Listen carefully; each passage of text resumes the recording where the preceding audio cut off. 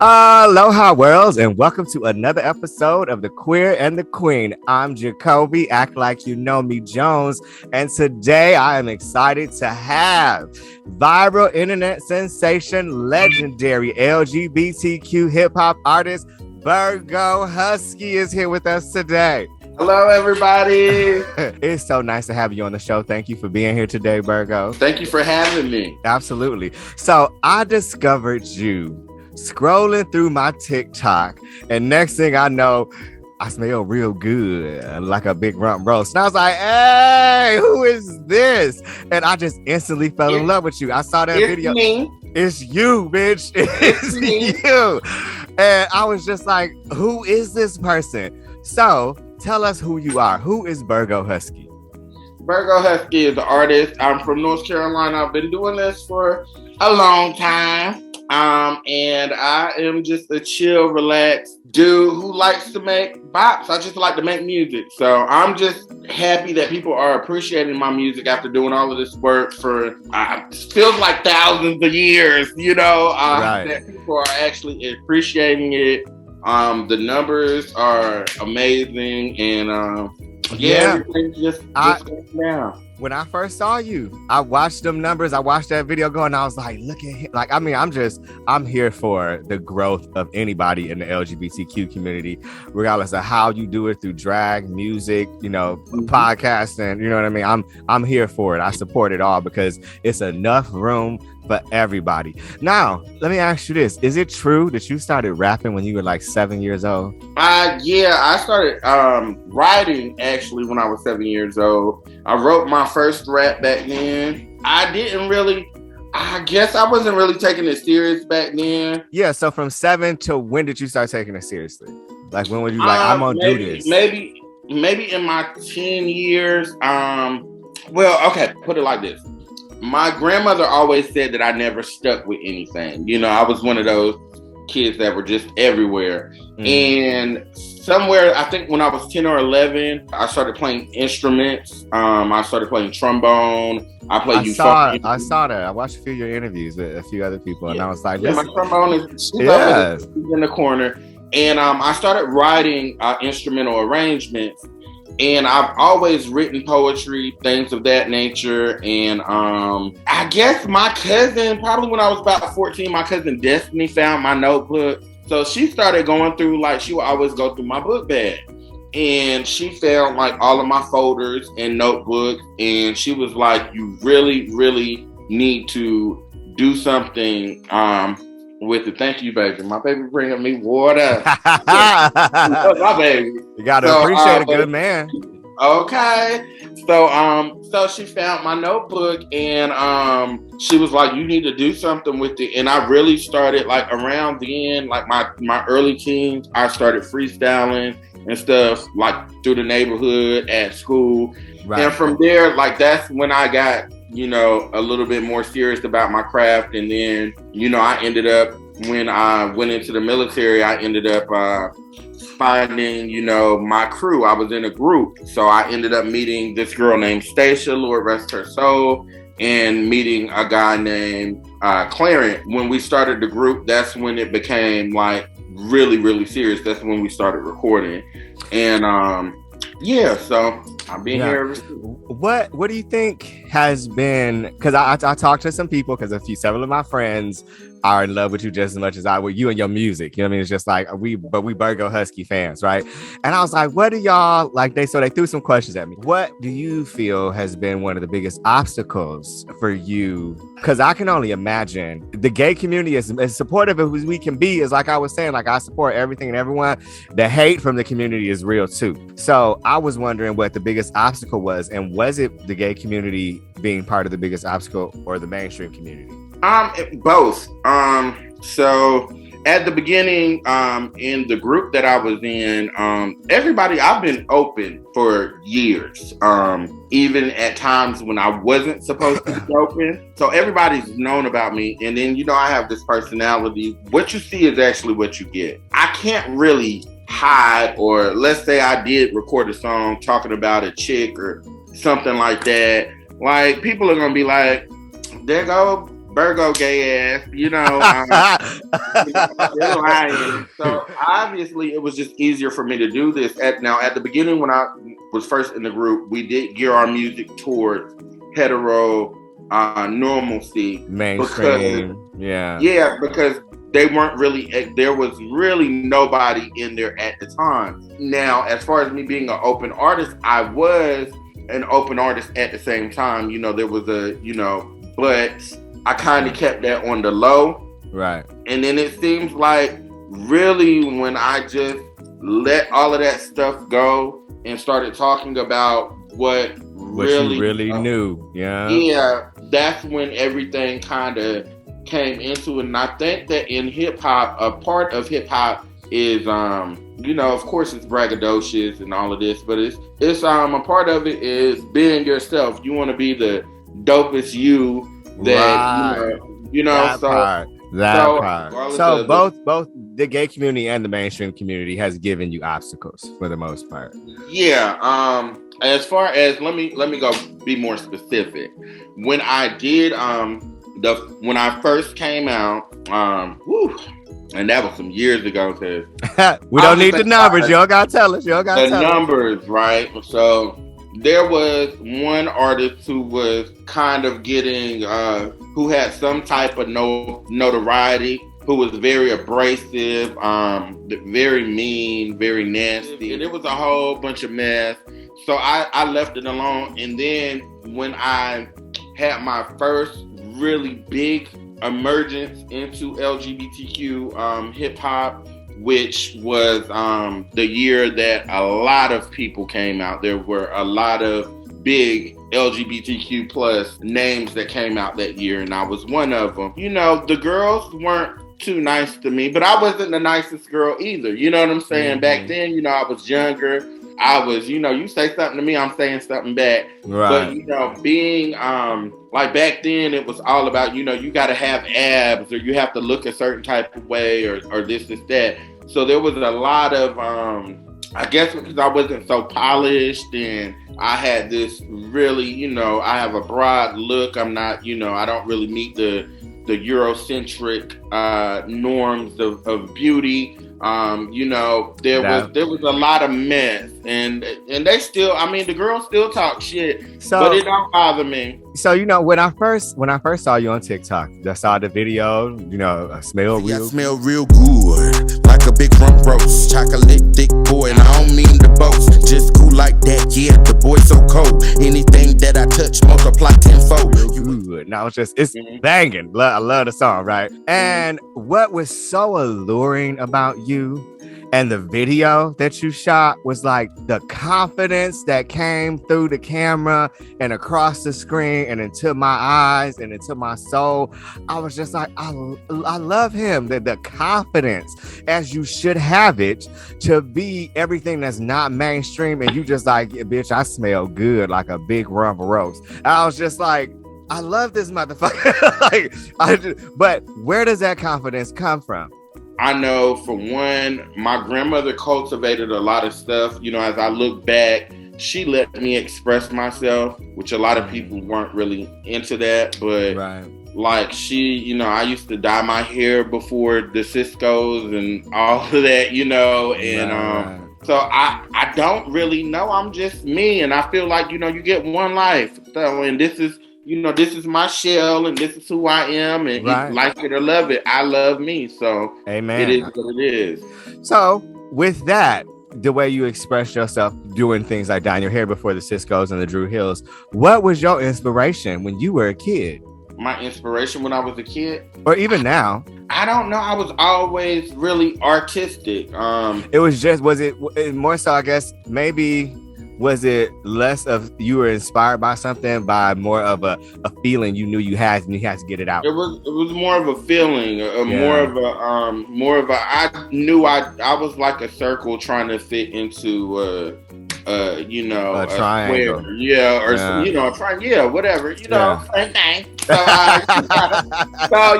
it was more that, and I was just, there were things that I liked. I liked expressing myself through, different fashion. Yeah, through fashion. fashion, through different pieces, through I had piercings before they were accepted. Like that was one of the biggest things, like when I was younger, that was talked about. And now everybody has all these dots and everything else. I'm like, when I had my labret pierced, all y'all was talking about me. Virgo, we are similar in a lot of ways. So I'm similar, but I think we around the same age generation. I was young when I was like in my, like I'm talking young, like not even 18. I'm talking like between 14 and 18. I'm getting tattoos. I'm getting my lip pierced, my eyebrow pierced, my tongue pierced twice, my, nipples pierced. And everybody is just like, this boy is crazy. And I'm just like, no, I'm not. I'm just me. When I think about it, coming from the question I just asked you, thinking like, where was I inspired by to do this? I think because I knew I was so different, like you said, I was just inspired to do as much different shit as I could. But what I do wonder is, what do you want the world to know about Bergo Husky that you think that they don't know, or that they may have a misconception just by seeing some of your music or your videos?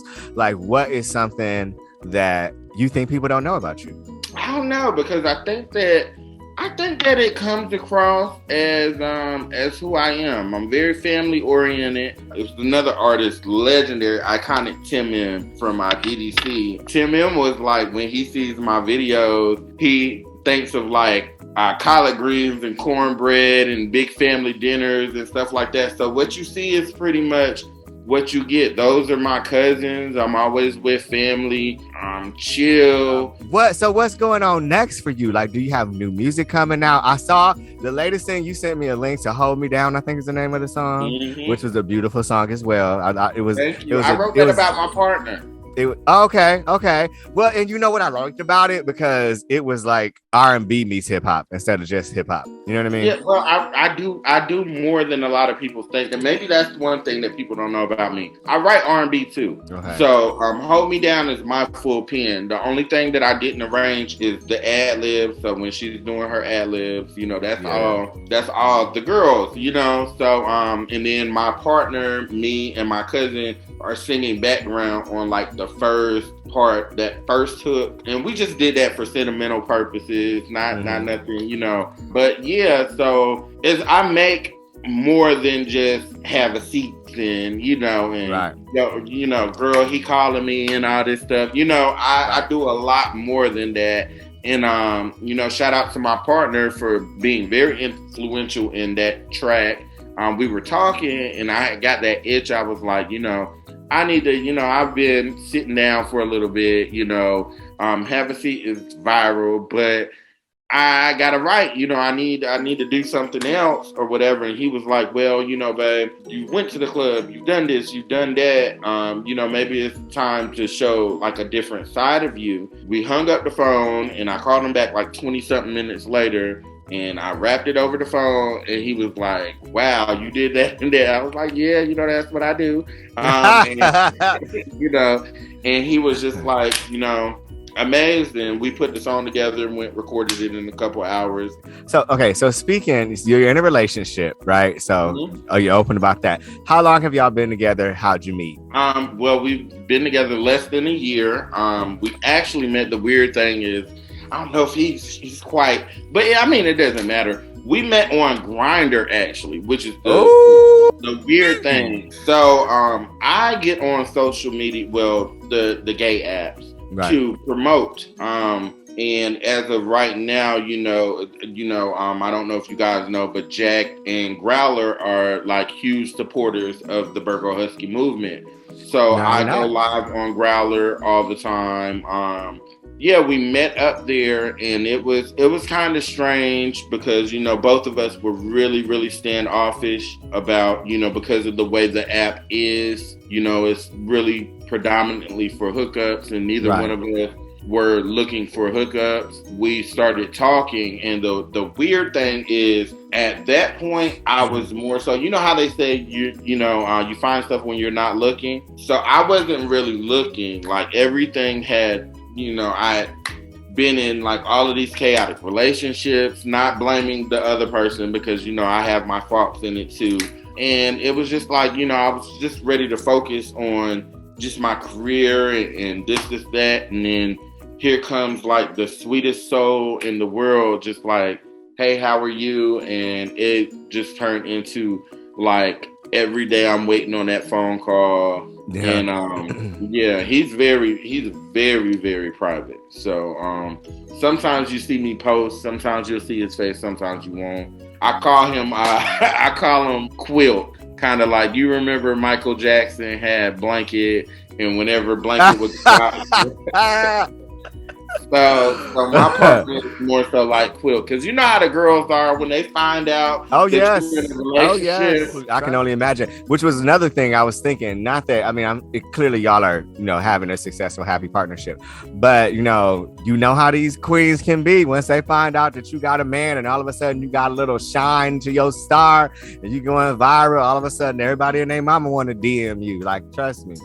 So well, they were already like, because that's how Bergo Husky started.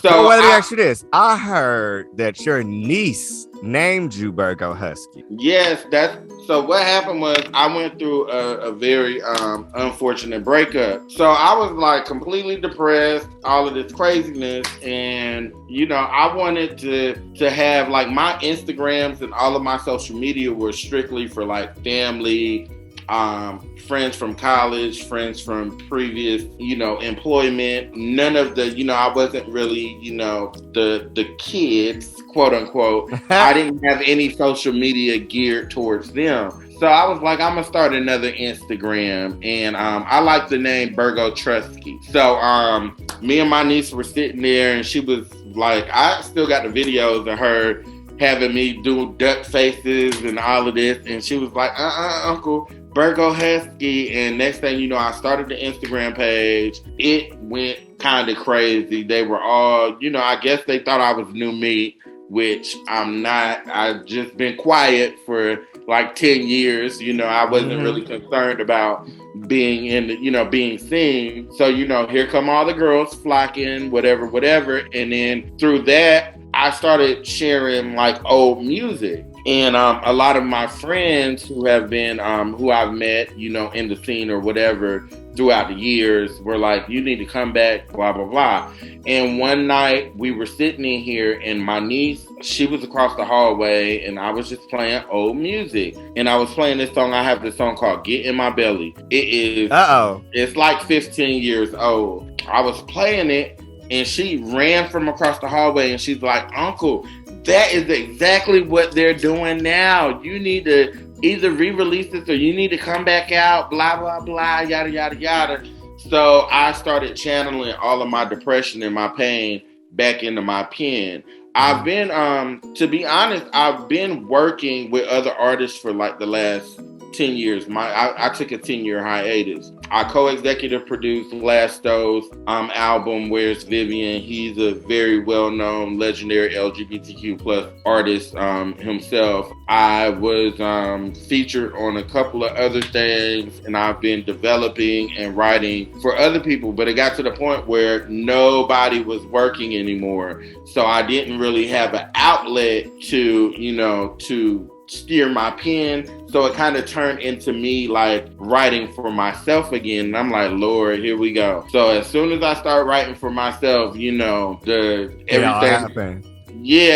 out the window. Because when I write for myself as an artist, it's different. I'm writing the most ratchet shit from your from your stomach and your soul. I believe it. Yeah. So it's just different. If I'm doing something with somebody else, then it's whatever. But when I'm doing stuff for me, we going straight to the club. What if you could work with one mainstream artist right now, hip hop artist is what I had in mind. Who would you like to work with? Maybe personality and stylistically, I would say a Cardi, City Girls, that type of swag. I love to write. I love ghostwriting. That's like my thing. So I was kind of forced into this. Like I said, none of the artists I work with, you have like the R&B artists I work with, one of them had a baby. She really doesn't want to. Phenomenal voice, completely talented, all of this stuff, has a degree in voice. All of this. The girl should be at the minimum she should be somewhere background singing for Mariah or somebody. You should be traveling the world. Some people just don't want to be in the front. Mm-hmm. So I think in order for me to have gotten the attention, especially for us and for some of the artists that I work with, I had to get back out here and get into the front. You definitely have the it factor. You have that thing that people want to just watch you. I just wanted to talk to you. You know what I'm saying? Like, you have that thing, which is a rare thing, but a beautiful thing at the same time. So speaking of artists, who do you think, because we watching you rise at this moment. I mean, and the sky is the limit at this point for Bergo. But who's someone that you think that we don't know about that we should know about? Someone that's like where you were maybe a year or 2 or 5, however many years ago, and you see what they got, you see it in them, and we should know about, like, you know what I mean? On the next, who could come up with you? There are some artists that I see, some artists that I was going to work with, shout out to them. Unfortunately, I can't work too much at this point. They really wanted me, people want features and all of this stuff, but some things going on, so we're gonna hold off on that. So we got some top secret things happening, Bergo. Just a few things. So can you give us a little inkling? Can you give us what's going on? What's next for Bergo? I'll be doing a little traveling pretty soon, so you'll be seeing me. I'll be out performing. Gay pride season is around the corner. Mm-hmm, I know. I know. The contracts are in the email. I'm doing a couple of. I'm doing way more interviews. I'm actually I've been offered a few deals thus far, so I've been offered deals, but we're completely waiting on the right situation. So I still have deals on the table. I haven't settled yet. Like, when people will know. Because you'll see a complete overhaul, like everything. It'll be a 360 in your career. Yeah, people will know, but like or a 180, really. 180, yeah.